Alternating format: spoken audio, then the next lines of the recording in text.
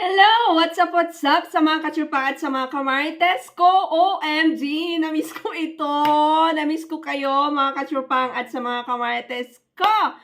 Ayan, salamat! At nandyan pa rin kayo na nagtsatsaga na nag-aabang sa pagbabalik natin sa pagbablog. Ayan, so namiss ko kayo. Happy New Year! And it's been a long time, yes.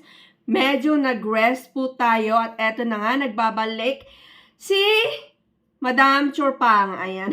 Ala, parang nakalimutan ko na mag-vlog. Charot, ayan. So, kumusta na kayo? Diba, inulit ko lang. Happy New Year. At eto na po ako. Ayan, at sana suportahan niyo pa rin ako, okay?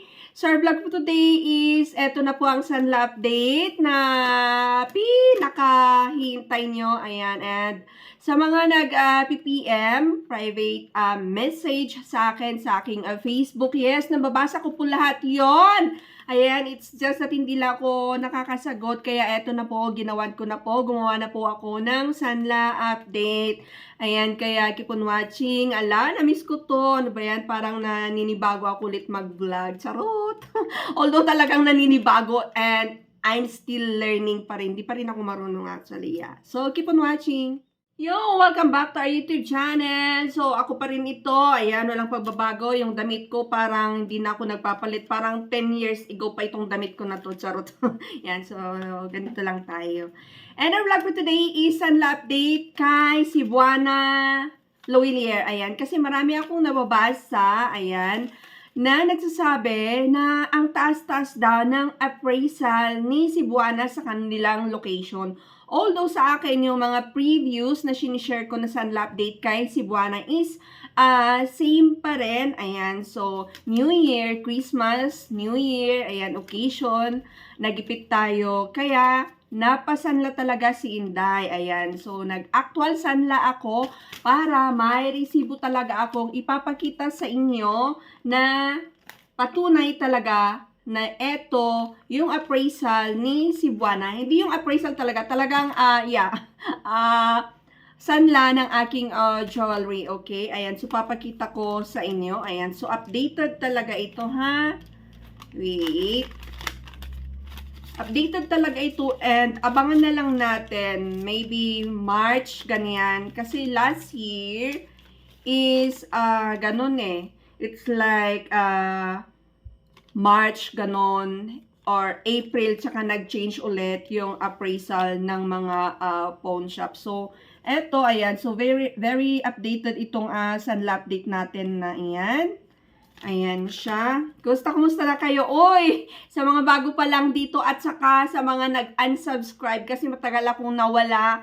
Mag-subscribe na po at pakalibang na rin yung bell na yun sa baba para lagi kayong manonotify kung may mga incoming upload tayo gaya nito. Ay, tama ba? Ala, talagang parang nakalimutan ko na talaga. So, dalawang item. Yung aking fresh pa talaga, andito yung pinaka-resibo, di po ba? Ayan, sa mga nagsasanla, di ba, may ganito. And this one is, wait, takpan lang natin yung mga sensitive. Wala yung pangalan, and then address. Okay, so start tayo sa this one is, 18 carats. Yes, this one is 18 carats. Yan siya. This one is 18 carats. Na sing-sing ko. 3.7 siya. And abangan nyo yung next na update ko kasi tutubusin natin, kukunin natin, and then parang ipapa-reappraise ko ulit kung nag-change ba yung appraisal ni Cebuana. Kasi marami talaga akong nababasa dyan na nagko-comment na it's like yung appraisal nila ng 18 carats is, ang taas-taas daw, it's like 3,000 plus, ganun. Dito sa amin is same pa rin. So, eto siya, 3.7. And yung sanla nito is 10,637. Bakit may putal? Ano? Wait lang po. Ayun, kasi may sipon si Inday, charot. Yes, may sipon. Baka nanon yun na iba yung boses ko. Ang sanla nito is 10,000 637. So, pag i-compute natin, i-divide natin sa 3.7, isang lumalabas na per gram is, yun nga, 2,874 point something. So, round off natin is 2,875 talaga ang per gram kay Cebuana ng 18 carats, okay? And disclaimer lang kasi itong vlog na ito is para lang sa akin content ko ito, hindi ako affiliate, hindi ako nagtatrabaho sa mga pawn shop, okay? Sinishare ko lang ito lalong-lalo na sa mga OF. Ang tigas na talaga sa mga OFW, ayan, kasi sila yung nagpapa-update minsan para malaman nila kung kumusta na yung mga alahas nila, kung tumaas na ba yung mga value, ganun kasi iba po yung pricing ng mga alahas sa bansa kung nasaan man kayo dyan and dito sa Philippines. And of course, gusto nilang malaman just in case pauwi sila dito sa Philippines, ay alam nila may update sila, ayun, or either worth it ba na bubili kayo ng mga last dyan sa abroad, kung saan man kayo abroad na saan, or dito na lang sa Philippines, ganon.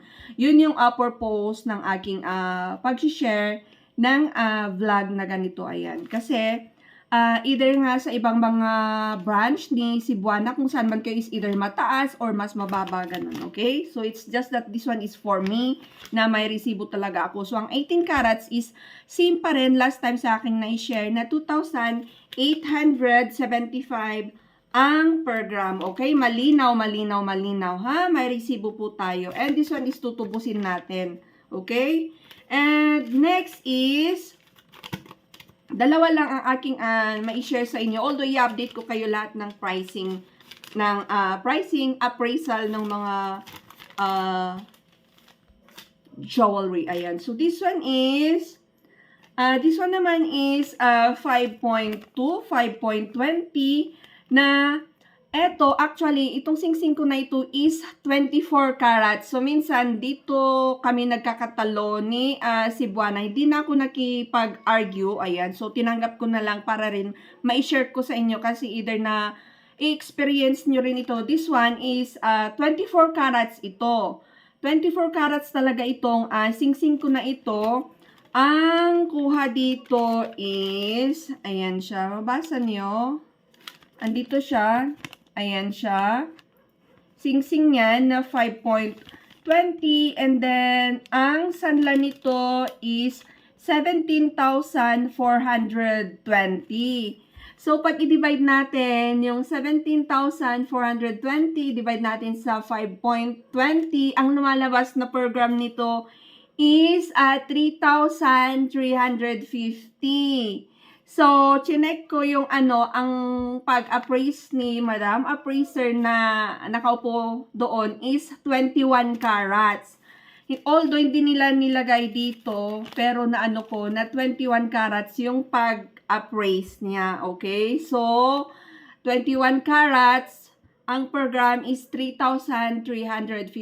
So, nangyayari yun talaga and yun yung marami akong nababasa dyan na comment nyo na yung alahas nyo, it's like 22 carats, ginawang 21 carats. Yung gaya nga sa akin, di lang kayong nakaka-experience, 24 carats ko, in-appraise ng 21 carats. Pero okay lang po yun.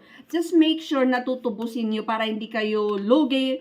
Pero sa mga ibang pawn shop, depende kasi yan sa staff, sa appraiser, yung nakaupo doon, and sa branch, okay? And kung hindi kayo kontento, pwede nyong dalhin sa mga ibang branch ni Cebuana or sa ibang pawn shop. Ganun lang po yun. Ayan, so, para lang sa inyo, kaya iniwan ko na lang din. Kaya ko napagtanto na same pa rin talaga yung mga appraisal ng every carat kay Cebuana, okay? So, bigay ko na lang sa inyo, 18 carats is 2,875 pesos ang per gram. Pag i-compute natin although hindi sila nagbibigay talaga ng per gram na pupunta ka lang doon is, magkano per gram yun ng ganito? Hindi po ayan. So, 21 carats is 3,350 which is eto nga, yung 24 carats ko. And then 22 carats is 3,515 ang per gram ng 22 carats. Ayun, so yung 24 carats naman kay Cebuana, kasi makikita nyo ito sa kanilang application, same pa rin yung nakalagay na 3,640. Ayan, so dapat yung 24 carats ko na singsing, it should be 3,640 ang program doon. Pero yung pag-uri ni yung nakaupo, yung nag-assist sa akin is 21 carats yung pag-test niya sa alahas ko na yan. So, ang nakuha ko is 3,350. Sana 3,640 sana, okay?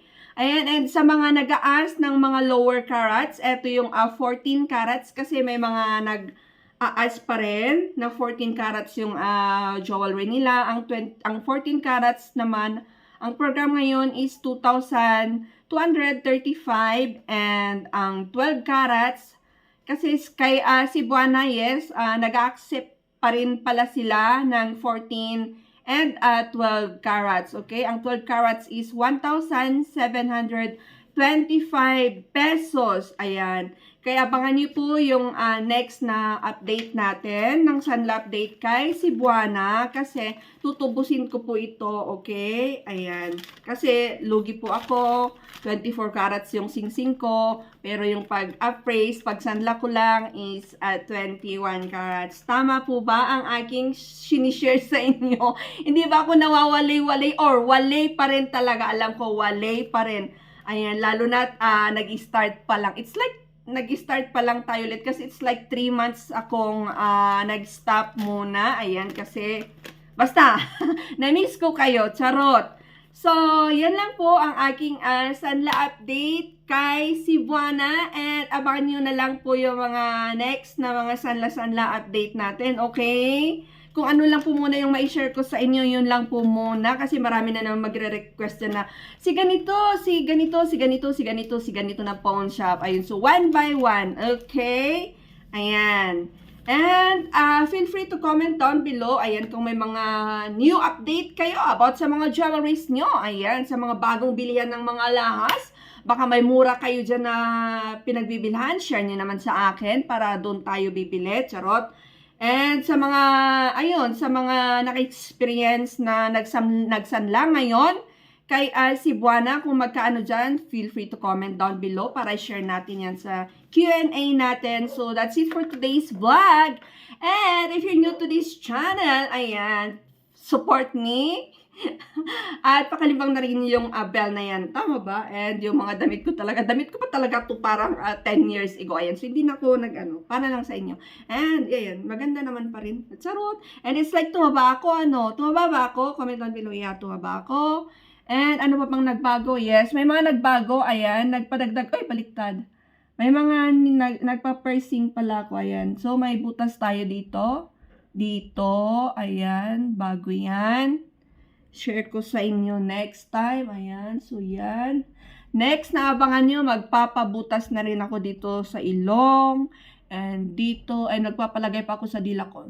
Charot! So, that's it for today's vlog. Thanks for watching and you know the drill. Happy New Year sa inyong lahat. Happy New Year kung mapapanood nyo to sa ano ba, baka late ko na to mai-upload. Ayan. So, Happy New Year kasi nga, new year. Bagong taon, 2024 na. So, yeah, that's it. Bye. Thanks for watching and God bless.